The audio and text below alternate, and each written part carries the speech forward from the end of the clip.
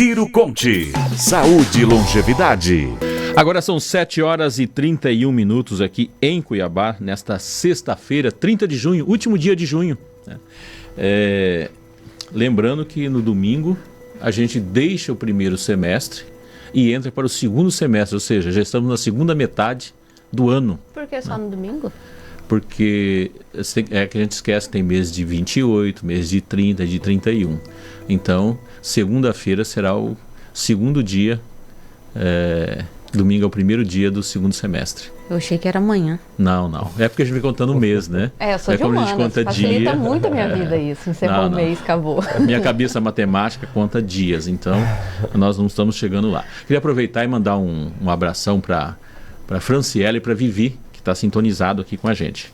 Está entrando no ar o quadro Saúde e Longevidade. Hoje falar de um tema importantíssimo, né, que é a questão da dependência química, né, o vício em drogas. Está aqui para falar sobre isso o doutor, médico, psiquiatra, o Washington Bruno. Sempre um prazer recebê-lo aqui. Bom dia, doutor. Bom dia, satisfação novamente estar aqui e falar sobre um tema importante também, né? É um tema que gera bastante dificuldade de manejo, de lidar, né? Todo mundo que passa pelo problema ou que tem um familiar que passa, sempre passa por momentos e situações de muito sofrimento, né? E eu acredito até que esse é um tema que muita gente, infelizmente, passa por isso, né? Normalmente é o entorno que sofre mais, até mais é difícil, porque a gente não pode medir sofrimento, né? Mas sofre também junto, né? E quem tiver alguma pergunta, alguma dúvida, encaminhe com uma certa antecedência, não deixe para o final não, utilizando o nosso WhatsApp aqui, né? O 981-44-1037. Pode mandar a pergunta aqui. Uma das coisas que talvez seja mais complexo na questão da dependência, e a gente está falando de dependência de drogas, lícitas e ilícitas, né, como a cervejinha, a cachaçinha, tá, esse tipo de coisa. Talvez o momento mais difícil de saber, e a maior dúvida é o seguinte, porque ela chega a esse ponto, doutor Bruno, porque as pessoas já estão viciadas, mas elas ainda acham que elas têm domínio sobre a droga. Eu paro quando eu quiser. Eu paro, Não, eu estou aqui, mas se eu quiser parar, eu paro, né? Essa é a maior dificuldade? É uma das grandes dificuldades, né? Primeiro, essa questão do identificar o problema, né?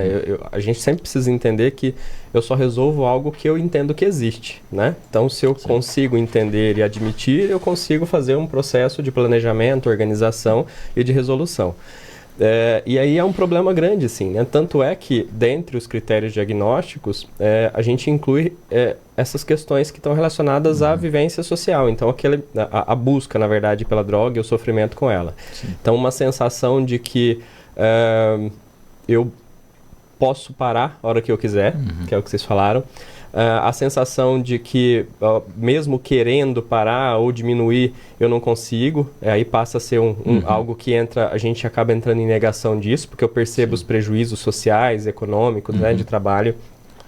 E aí sempre tem um processo de busca, né, de uso, que me toma muito tempo e que me atrapalha em outras situações. Então, o não entendimento e a não aceitação é o primeiro entrave para que a gente consiga um tratamento que seja eficaz, né? É o primeiro momento aí de dificuldade. E aí depois disso a gente vai ter, né, outros que a gente vai falar, mas eu queria já também trazer um pouco desse conceito, né, do que é a dependência química. A gente usa esses termos dependência química, vício em drogas, né? Mas hoje o entendimento que a gente tem é que a gente cria-se um transtorno por uso de substâncias, né? A gente prefere tratar de uma maneira um pouco mais geral, assim, porque fala muito mais sobre o que é o problema. Desde o início, quando tem aquela exposição talvez mais recreativa, né, do uso de substâncias, inclusive o álcool, até momentos em que eu tenho um quadro de dependência instalado realmente. Então é um pouco mais amplo esse conceito, né? E dentro desse conceito, o que a gente percebe é que as pessoas têm muita dificuldade de fazer essa associação, né, entre os prejuízos que as drogas, que as substâncias trazem e a minha vivência. Então é muito comum, por exemplo, eu chegar no consultório e aí, por exemplo, do uso do álcool, né, quando a gente não está muito bem, a gente tende a aumentar o padrão de uso de álcool, né?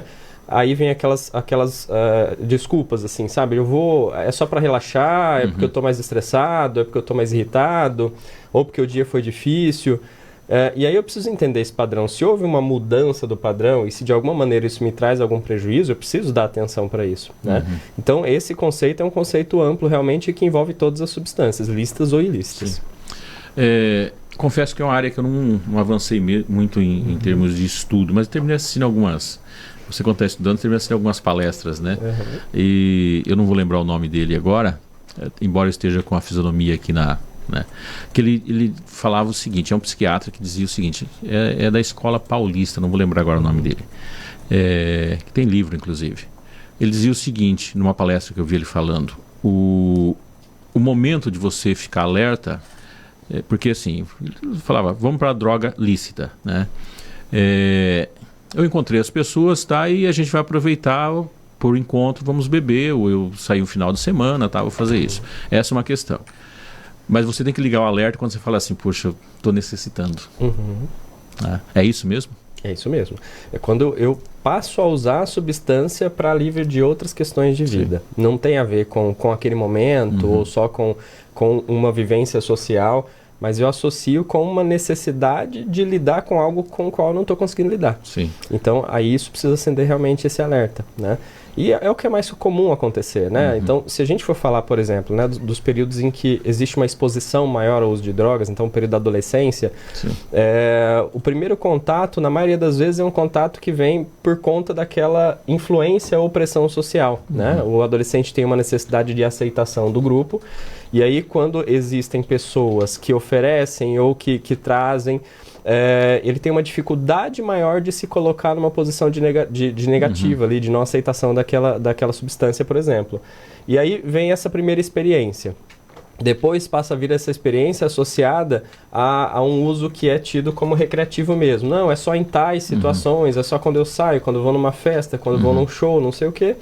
E daí diante tem um risco maior de começar a usar quando eu já preciso compensar outras questões. Então, é muito comum isso acontecer, de o uso da substância não ser visto como um problema e na adolescência haver essa exposição maior, né? Mas por conta exatamente dessa questão de que a gente passa a usar como uma necessidade realmente para outras questões. E se a gente fazer uma mistura aqui agora, né? Porque normalmente quando a gente fala isso, a gente vai a pessoas que terminam consumindo, muitas vezes até compulsivamente, sobre algumas alegações, né?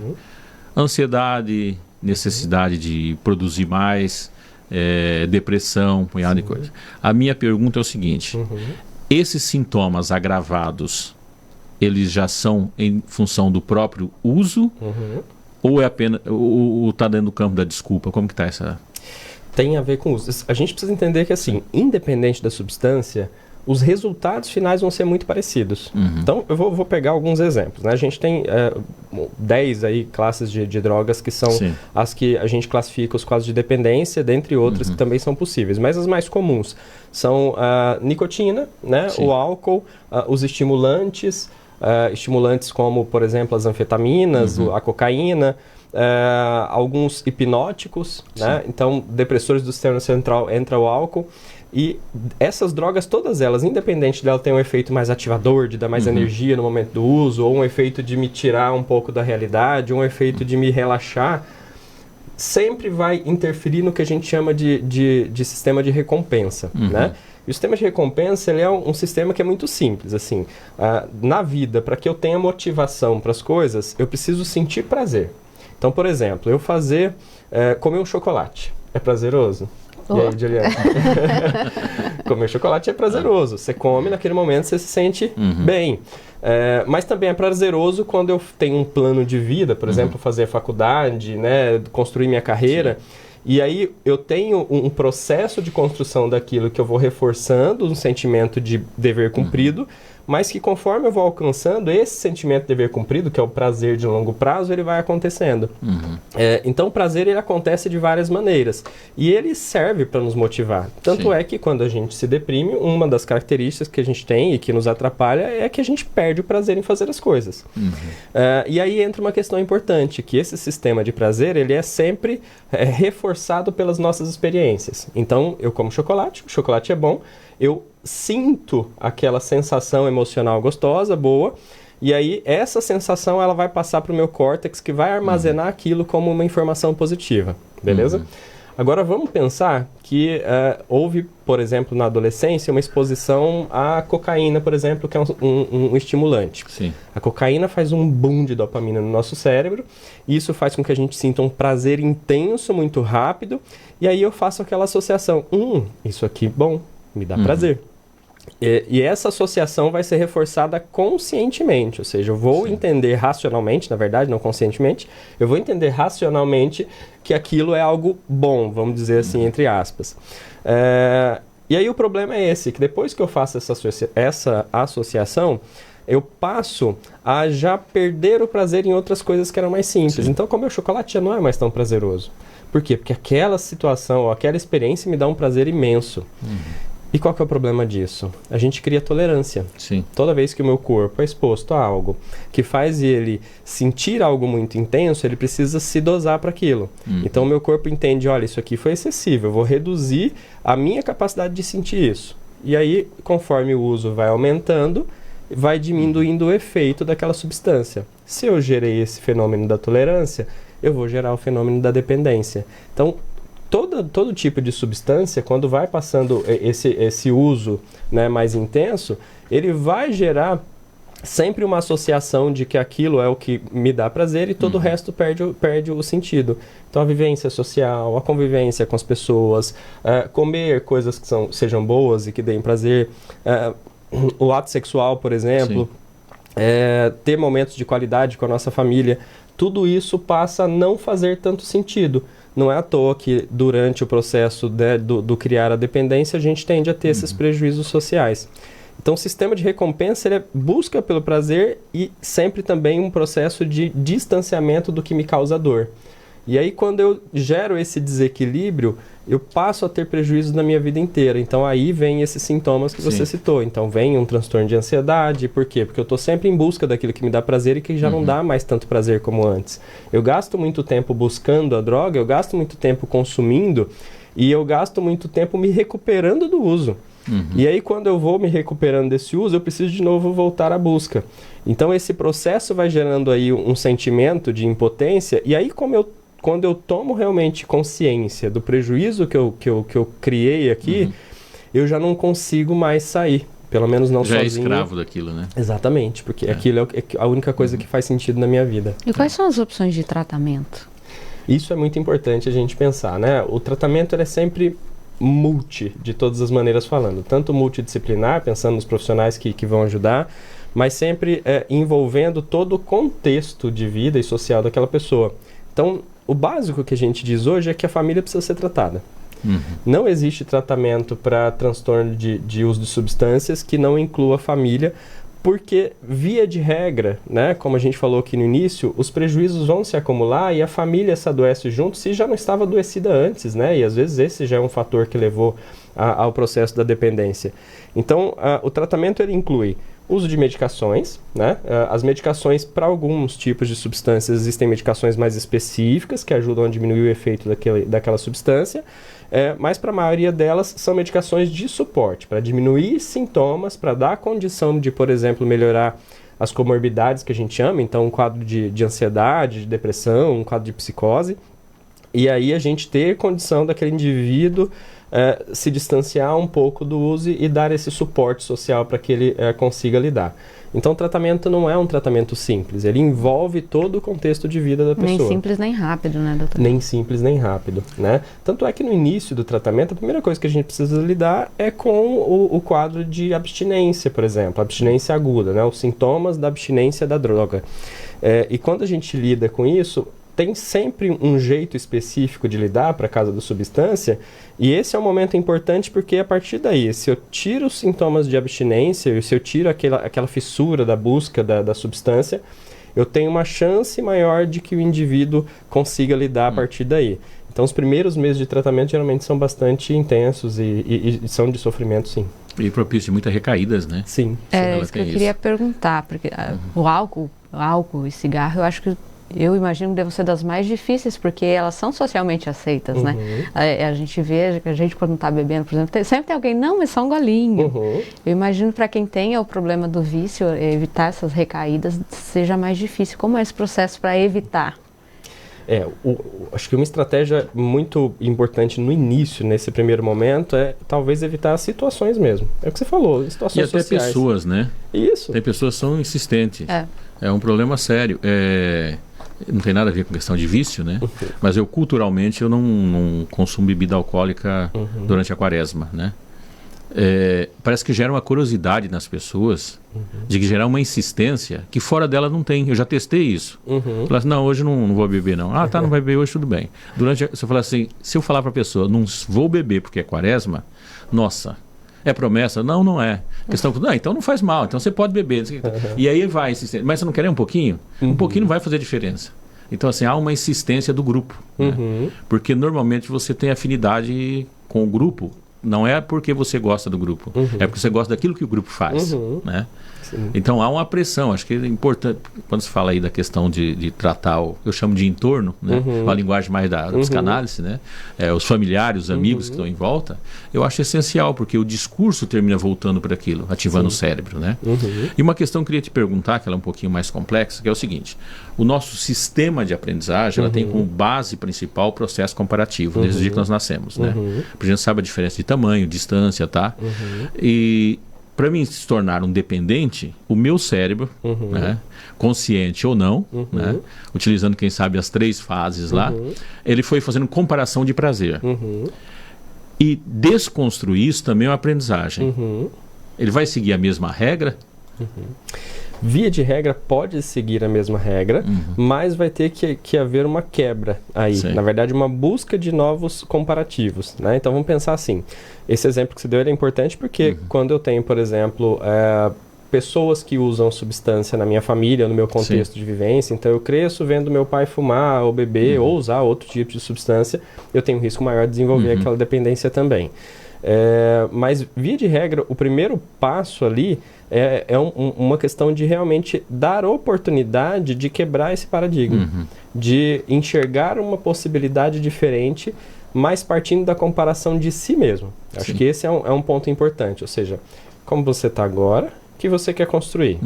Iniciou o tratamento, como você está agora e como você estava antes, ali 1, 2 meses atrás. É melhor? Não é melhor? E aí eu dou oportunidade para que a motivação aconteça pela autocomparação.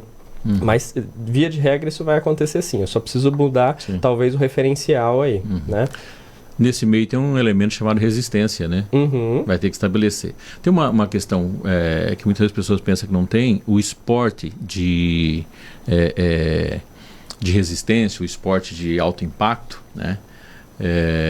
Profissional principalmente, devido à questão da adrenalina, ela gera também uma dependência em relação àquilo.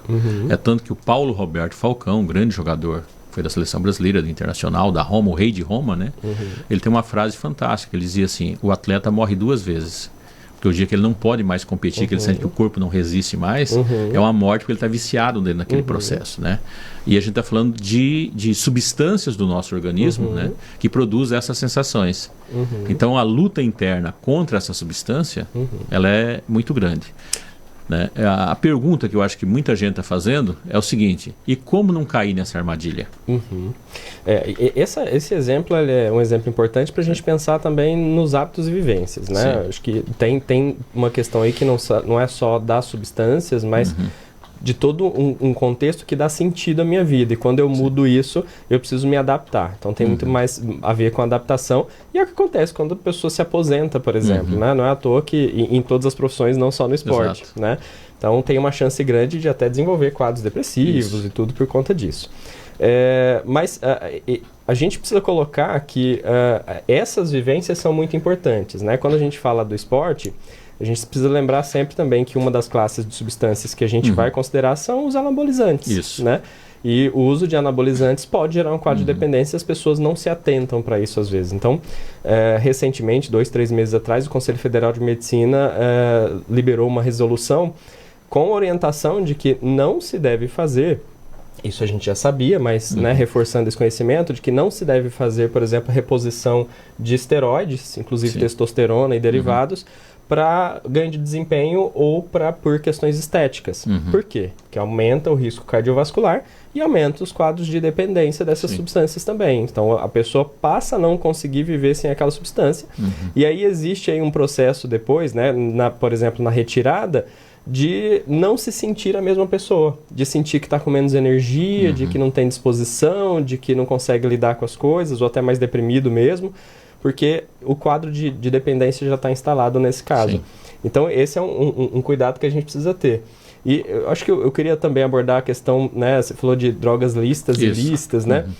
Existe todo um movimento, né, no mundo aí hoje, por questões muito mais econômicas do que técnicas de verdade, de liberação de maconha, por exemplo, né? E, por exemplo, nos Estados Unidos, né, isso tem acontecido já há algum tempo, começou com aquela questão assim, não, mas é para uso medicinal, e aí daqui a pouco, não, mas tudo bem, vamos liberar, porque ajuda a diminuir os problemas relacionados ao narcotráfico.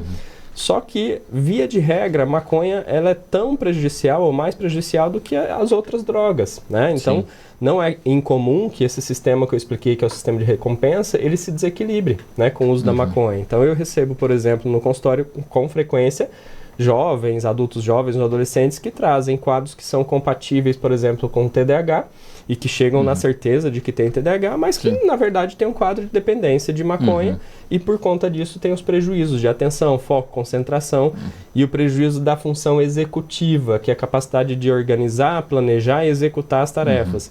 Então, isso tudo fica prejudicado. E a gente precisa pensar nesse contexto, né? Será que a gente está dando atenção suficiente para essa questão? Então, é um problema complexo, a gente precisa falar sobre as questões de tráfico e tudo mais, e esses argumentos são válidos, são importantes, mas pensar em liberação não é algo que necessariamente vai trazer a resolução desse problema, né? Tanto é que tem aumentado os índices. Justamente dentro dessa questão, eu queria que você pudesse abordar um pouco sobre a questão de pessoas que têm tendência ou já sofrem de esquizofrenia ou tem ataques esquizofrênicos e a relação dela com a maconha. A esquizofrenia ela é uma doença que a gente diz assim, que ela tem uma influência multigênica. Então, a pessoa ela tem algumas alterações ou características genéticas que facilitam o desenvolvimento dessa doença.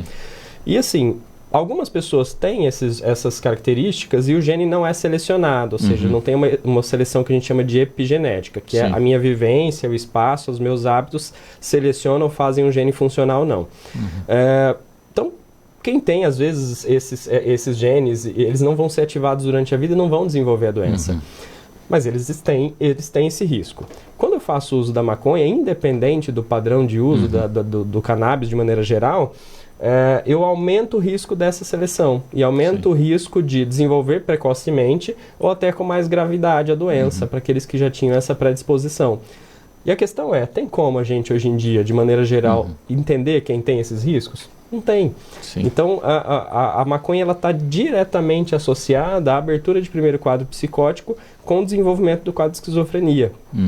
A relação disso está sendo bem estudada ainda, mas a gente já entende que existe essa relação direta, né?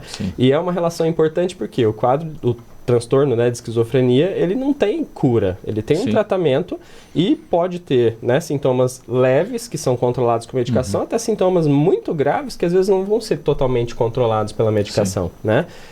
E só para deixar claro, a esquizofrenia é um quadro, né, uma doença do quadro psicótico e que causa alucinações, delírios, ou seja, perda de contato com a realidade. A minha realidade mental passa a ser diferente do que a realidade geral de verdade.